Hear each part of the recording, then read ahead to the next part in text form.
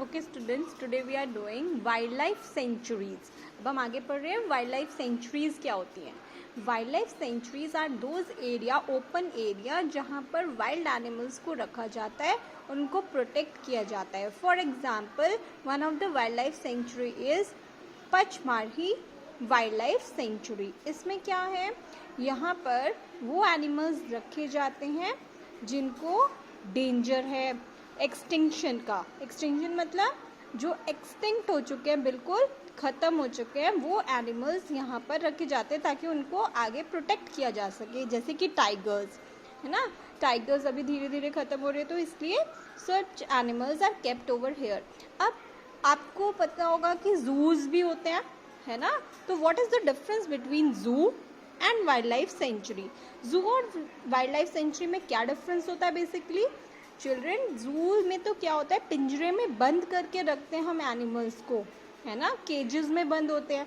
लेकिन wild life sanctuary में जो एनिमल्स हैं उनको नेचुरल हैबिटेट दिया जाता है, पेड़ होते हैं वहाँ पर, और वहाँ पर ओपन एरिया में वो घूम रहे होते हैं। Now see national park. National park जैसे कि example is Satpura national park. Satpura national park में बेसिकली क्या रखा गया था, यहाँ की, पहले तो आपको ये याद रखना है कि यहाँ की इंडियन टीक फेमस है। क्या चीज़ फेमस है सतपुरा नेशनल पार्क में? फाइनेस्ट इंडियन टीक यहाँ पर मिलती है, इन सतपुरा के जंगल हैं, ठीक है। तो वहाँ पर जो एनिमल्स है, फ्लोरा फौना, यानी कि वहाँ के प्लांट्स और एनिमल्स को रिजर्व करके रखा गया है नेशनल पार्क में। अब इन पार्क्स में क्या होता है, इन पार्क्स में हम उन एनिमल्स को प्रिजर्व करके रखते हैं ताकि उनको कोई भी हार्म नहीं हो। अब नेशनल पार्क और सेंचुरीज में क्या होता है, यहाँ पर एनिमल्स को हंटिंग नहीं करने दी जाती। That means you can't kill any animal, कोई भी एनिमल को किल नहीं करेंगे आप। One project is project tiger. Project tiger यहाँ पर सबसे पहले सतपुरा टाइगर रिजर्व में स्टार्ट हुआ था। What is project tiger?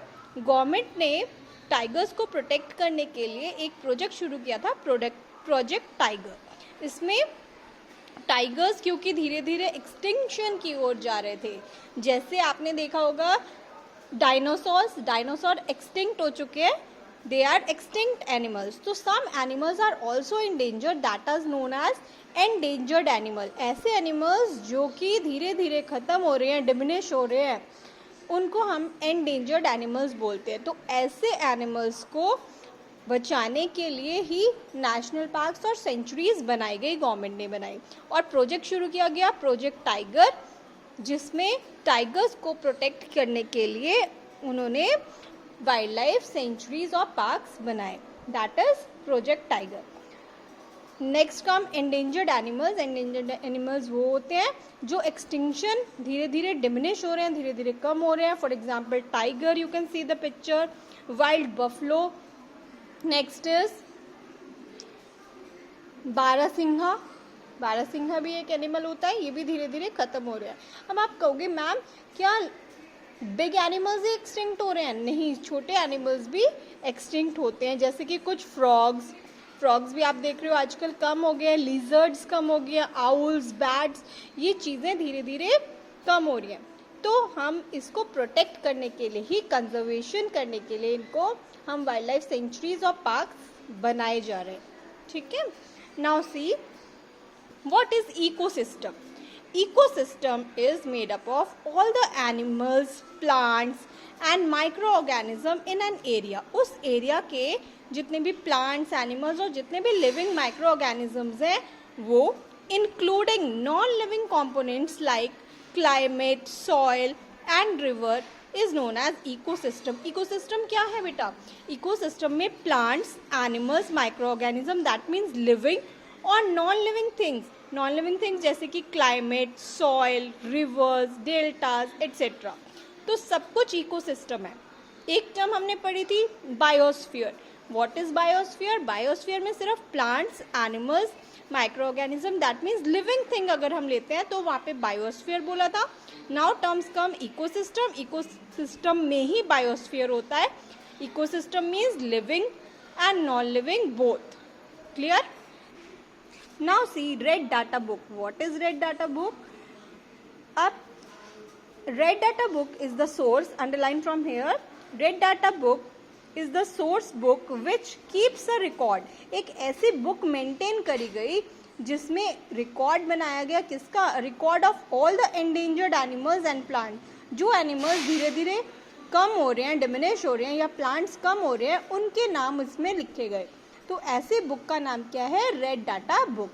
These are different red data books for plants, animals and other species. तो अलग अलग बहुत सारे रेड डाटा बुक्स बनाई गई जिसमें उन एनिमल्स और प्लांट्स की स्पीशीज के नेम्स थे. That is red data book. Next comes migration. What is migration? Migration का मतलब है वो एनिमल्स जिनको एनवायरनमेंट, जिनको हैबिटेट सूट नहीं करता, वो एक प्लेस को छोड़ के दूसरी प्लेस तक आ जाते हैं. That is known as migration. Suppose वहाँ पर बहुत ज़्यादा एक एरिया है जहाँ पर बहुत ज़्यादा ठंड हो गई है, तो उन एरिया के जितने भी एनिमल्स हैं या बर्ड्स हैं वो क्या करेंगी? माइग्रेट कर जाएंगी, उस प्लेस को छोड़ के दूसरी प्लेस पे चली जाएंगी. That is known as migration. The process of going from one, leaving one place and going to another place is known as migration. और ऐसी बर्ड्स को हम माइग्रेटिंग बर्ड्स बोलते हैं. That is one example is flamingo also. Next, now comes recycling of paper. अब paper क्योंकि हमें plant से मिलता है, तो प्लांट से जो हमें पेपर मिलता है उसको हम रिसाइकल करना चाहिए so that we can save it. Okay, now let's see recycling of paper. आपको पता है कि प्लांट से ही हमें पेपर मिलता है. जो आप बुक्स पढ़ रहे हैं, नोटबुक्स आप यूज़ करते हैं, वो सब पेपर से बनता है और वो पेपर प्लांट्स को कट करके बनाए गए हैं. प्लांट्स को, ट्रीज को कट करके ही पेपर बनता है. Now see, 17 full grown trees to make 1 ton of paper. 17 trees काटने से 1 ton पेपर बनता है. And you are wasting. आप तो पेपर वेस्ट कर देते हैं.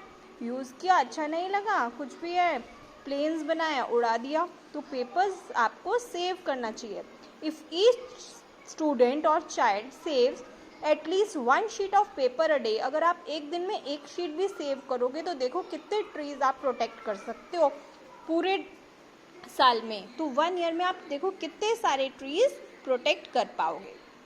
Now by this you not only save trees. आप इससे क्या करोगे? आप ट्रीज सेव नहीं करे, साथ साथ एनर्जी भी सेव हो रही है, वाटर भी सेव हो रहा है, सब चीज़ सेव हो रही है. So don't waste papers. Now save paper और साथ ही साथ उसका रीयूज़ कर लो. उसी पेपर को आप रीयूज़ कर सकते हैं या फिर रिसाइकल करें. Clear? Now see reforestation. Another method is reforestation. Deforestation का मतलब होता था कटिंग ऑफ ट्रीज. रीफॉरेस्टेशन या इसको हम एफॉरेस्टेशन भी बोलते हैं. Afforestation means planting more and more trees. अगर जिस एरिया से आपने प्लांट्स काटे हैं एटलीस्ट उतने प्लांट्स तो आपको लगाने ही चाहिए. तो we should plant at least as many trees as we have cut.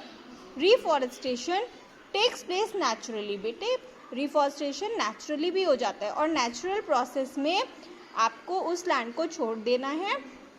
उस लैंड पे अपने आप दोबारा से पेड़ उगेंगे. तो आपको क्या करना है? ह्यूमन बीइंग्स को मोर एंड मोर ट्रीज उगाने हैं so that you can save trees. Now government की तरफ से क्या एक्शन लिया गया to save trees? That act is known as forest conservation act. According to that act, अगर आप ट्रीज कट कर रहे हैं तो उसकी जगह आपको दूसरे ट्रीज प्लांट भी करने होंगे. This is forest conservation act which government has started. So this is the full chapter explanation. See both the videos again and again and the chapter will be clear.